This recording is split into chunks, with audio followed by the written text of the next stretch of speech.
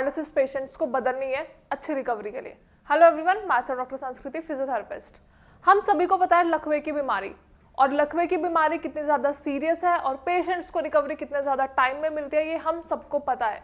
जब भी हम लकवे का नाम सुनते हैं, फैमिली मेंबर्स, पेशेंट्स या केयर गिवर्स सब परेशानी में आ जाते हैं। उन्हें ऐसा लगता है कि अब लकवा हो चुका है तो अब इसका ट्रीटमेंट, अब इसकी रिकवरी प्रोटोकॉल बहुत धीरे धीरे हमें ग्रेजुअली करनी होगी, तभी बॉडी में चेंजेस देखने को मिलते हैं। लेकिन हम रिकवरी के दौरान बहुत सारी ऐसी गलतियां कर देते हैं, या कह लीजिए बहुत सारी ऐसी एक्स्ट्रा चीजें कर देते हैं जिनकी जरूरत नहीं होती है और जिनका इम्पैक्ट या जिनका रोल पेशेंट की पैरालिसिस की रिकवरी में भी कहीं नहीं होता। तो आज इस वीडियो में हम ऐसी 2 आदतों के बारे में बात करेंगे जो जनरली पैरालिसिस पेशेंट्स को ध्यान रखनी है, एज वेल एज उनके फैमिली मेंबर्स को, केयरटेकर्स को, एज वेल एज थेरेपिस्ट को भी याद रखनी है एंड ध्यान रखनी है। जब भी हम पैरालिसिस की रिकवरी के बारे में बात करते हैं तो ऐसा नहीं है कि आपने आज एक्सरसाइजेस स्टार्ट करी है, आज से मेडिकेशन शुरू करी है तो आपको आने वाले 1 हफ्ते में, 2 हफ्ते में रिकवरी मिल जाएगी।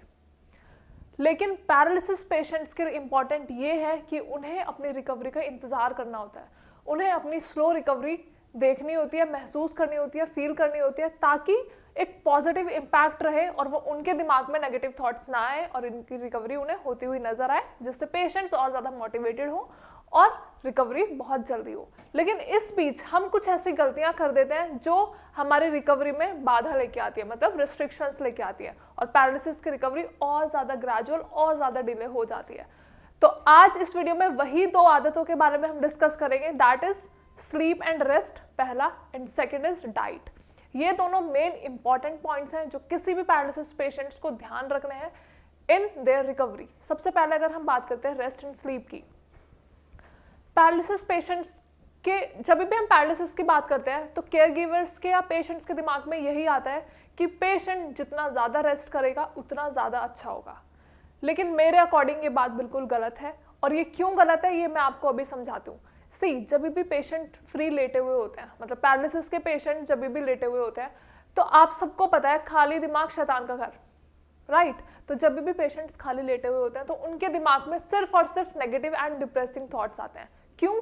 क्योंकि पैरालिसिस के पेशेंट्स खुद से कोई एक्शन परफॉर्म नहीं कर पाते, ना वो चल पाते हैं, ना वो उठ पाते हैं, ना खुद से खा पाते हैं, ना फिर बोल पाते हैं। तो जब ऑलरेडी पेशेंट इस स्टेट में है, जब पेशेंट की कंडीशन ऑलरेडी इतनी क्रिटिकल है, तो ऐसे टाइम पे जब हम पेशेंट को फुल रेस्ट पे डाल देते हैं तो उसके दिमाग में सिर्फ और सिर्फ नेगेटिव थॉट्स आते हैं, और उन नेगेटिव थॉट्स को लेके पेशेंट इतना ज़्यादा डिप्रेस्ड हो जाता है कि उसकी रिकवरी पे कहीं ना कहीं इम्पैक्ट आता है और रिकवरी और ज़्यादा डिले होती जाती है।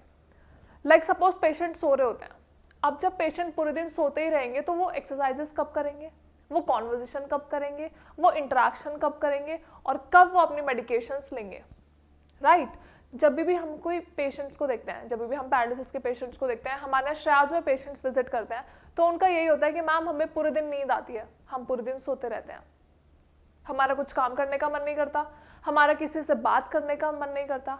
आई डू एग्री, ये सारी चीज़ें पैरालिसिस पेशेंट्स के साथ होती हैं। और क्यों होती हैं? क्योंकि वो सेल्फ कैपेबल नहीं है, वो अपने एक्शंस खुद से परफॉर्म नहीं कर पाते, वो कोई भी काम अपना खुद से नहीं कर पाते। लेकिन आपके लिए ज़रूरी ये है कि आपको रेस्ट बहुत ज़्यादा कम करना है। जितना ज़्यादा आप रेस्ट करोगे उतना ज़्यादा आपकी रिकवरी में डिले होगा। तो आपको आलस छोड़ना है और एक्सरसाइजेस परफॉर्म करनी है, और अपने आप को एकदम से ना पॉजिटिव रखना है, हर चीज़ में इन्वॉल्व रखना है कि हमें कुछ भी करके ये एक्सरसाइजेस परफॉर्म करनी है, हल्की फुल्की मूवमेंट तो ज़रूर परफॉर्म करनी है। ऐसा ज़रूरी नहीं है कि आप कुछ hard and fast and tough exercises करो, बट आप कुछ ऐसी फंक्शनल मूवमेंट ज़रूर परफॉर्म कर सकते हो जो आप पहले भी करते थे। लाइक सपोज अगर आपको किसी को बुलाना है तो हम कैसे बुलाते हैं अगर कोई दूर होगा, हैंड एक्शन करके।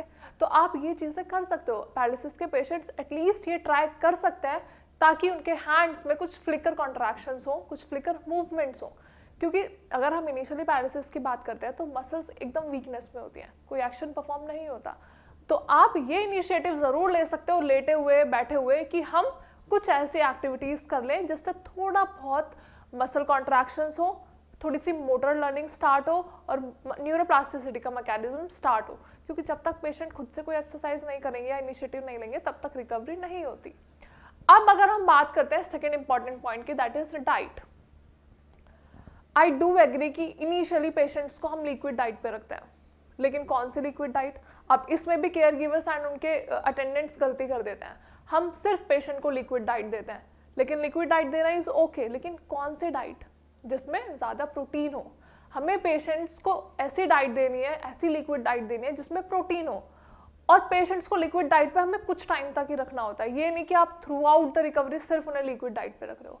हमें सॉफ्ट डाइट भी स्टार्ट करनी होती है, लेकिन कब शुरू करनी होती है, जब पेशेंट थोड़ा बहुत बोलना सीख ले और थोड़ा बहुत इंगल्फ करना सीख ले, मतलब स्वेलो कर पाए, सटक पाए अपना खाना। तो हम उसे छोटी छोटी चपाती के क्रम्स दे सकते हैं, दलिया दे सकते हैं, ये सारी चीज़ें हम उन्हें खिला सकते हैं। एटलीस्ट लिक्विड डाइट से पेशेंट्स को जो एनर्जी नहीं मिल पाती है वो सॉफ्ट डाइट से मिल जाती है। अब ये गलती कैसे हुई, मैंने बोला कि हम कुछ गलती कर देते हैं, तो वो गलती इसीलिए हुई कि पेशेंट ऑलरेडी वीक है, उसका मेटाबॉलिक एक्टिविटीज़, उसके डाइजेस्टिव सिस्टम सब कुछ वीक हो रहा है, क्योंकि बॉडी में खाना नहीं है। और खाना क्यों नहीं है, क्योंकि बॉडी में सिर्फ लिक्विड डाइट है। तो आपको ध्यान ये रखना है कि आप जो भी लिक्विड डाइट दे रहे हो वो एटलीस्ट प्रोटीन में रिच हो, क्योंकि बॉडी को प्रोटीन चाहिए होता है। बॉडी में प्रोटीन नहीं होगा तो पेशेंट्स हेल्दी नहीं रहेंगे, वो एक्टिव नहीं रहेंगे, और वो कोई एक्सरसाइज नहीं परफॉर्म करेंगे, वो आपसे इंटरेक्शन नहीं करेंगे, या फिर वो कोई भी ऐसी एक्टिविटी में इंडल्ज नहीं होंगे जो उनके लिए हेल्दी है। और पेशेंट्स को सिर्फ और सिर्फ नींद आएगी। जो हमारा पहला पॉइंट था कि पेशेंट्स को ज़्यादा सोना नहीं है, उन्हें ज़्यादा रेस्ट नहीं करना, तो उन्हें एक्टिव रखने के लिए हमें उन्हें ऐसी स्ट्रॉन्ग डाइट देनी है जिससे वो हमेशा एक्टिव रहे, इंटरेक्टिव रहे, और अपने घर वालों से एटलीस्ट थोड़ी बहुत कॉन्वर्जेशन करना स्टार्ट करें। क्योंकि पेशेंट्स के लिए बहुत ज़्यादा टफ होता है इनिशियली बात करना, कॉन्वर्जेशन करना, या फिर कुछ भी एक्शन परफॉर्म करना, या जो भी बोलना। तो पेशेंट्स इनिशिएटिव जब ही लेंगे जब वो अंदर से एक्टिव रहेंगे, अंदर से हेल्दी रहेंगे। आई होप वीडियो में मैंने जो भी 2 पॉइंट्स बताए वो आप सभी को समझ आए होंगे। अगर वीडियो के रिगार्डिंग कोई भी क्वेरी है तो आप नीचे दिए गए नंबर पे कॉल कर सकते हो। आप हमारे डॉक्टर से डायरेक्ट कंसल्टेशन ले सकते हो, and that is free of cost. हमारे डॉक्टर्स आपको अच्छे से कंसल्ट करेंगे। और ऐसी कौन कौन सी गलतियां हैं या फिर कौन कौन से ऐसे मेजर्स हैं जो हमें रिकवरी के दौरान याद रखने हैं या फिर लेने हैं, वो भी हमारे डॉक्टर्स आपको बताएंगे। उसके अलावा मेडिकेशंस, डाइट, एक्सरसाइजेस कौन कौन सी हैं, क्यों करनी है, कब करनी है, सब हमारे डॉक्टर्स आपको बताएंगे। तो आपको करना क्या है, सिर्फ नीचे दिए गए नंबर पर कॉल करनी है एंड कमेंट सेक्शन में अपनी क्वेरी मेंशन करनी है। Thank you so much.